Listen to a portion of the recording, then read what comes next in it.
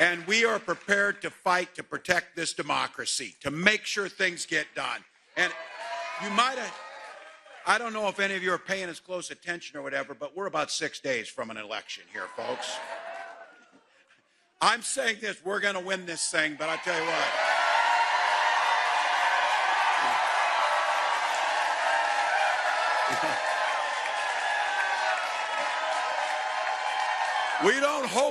We don't just hope we're going to win. We plan and execute to win, but I'm done. It's no longer weeks away. I'm not even going to start talking days away. Put this in your mind. We're about 150 hours away from this thing being finished. That's where we're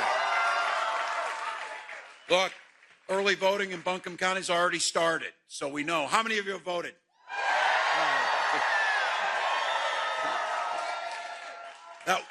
That warms the teacher's heart in me. You know the assignment. You know the assignment. Look, there are still, it's hard to believe, but you know them, folks still making up their mind. And I know you've heard this version of people in your life. It might be family, might be friends, might be brothers. We all know them. They might tell you this, well, look, I can't really stand Trump personally or agree with the stuff he did. And that's where you could ask and say, you know, you mean the convictions and the cheating people out of things. You could say that. But then they go on and say this. They say, but I liked his economy. I like what he did for us. Now, look, it happens to all of us. Time gets you a little bit fuzzy, and I think they might be remembering things a little bit not the way they were. So let me just refresh their memory for you. 4 years ago, our country had lost 2 jobs. Unemployment was way up because Donald botched the. Do you remember? Oh, it was so good under Donald Trump. We were fighting to get toilet paper. We were trying to get toilet paper. So look, if you're a billionaire like Elon Musk, you did get something. You got a tax cut. And the rest of us got squat out of the deal. So look, now Trump is saying that he wants Elon to be his economy czar. Now, the thing is, Elon apparently doesn't have much of a filter. I think when you're the richest man on the planet, literally, you pretty much say whatever the hell you want to. So at least he was being honest. He said, we're probably going to have to crash the economy to save it. And this is what he said this week. Americans will have to face, and I quote, some hardships. I ask all of you, what in the hell does the richest man on the planet know about hardship? Not one damn thing.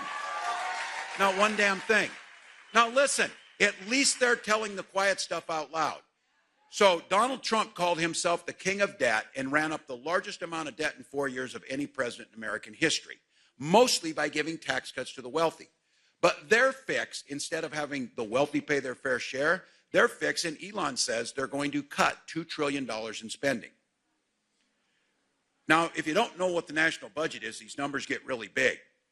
All of the discretionary spending that we get to choose adds up to about $1.6 trillion.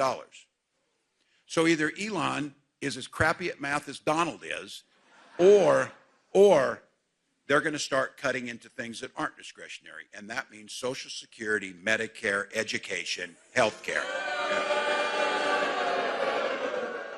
Look, J.D. Vance was very clear. He said, yes, we will go after Social Security. Donald called it a Ponzi scheme.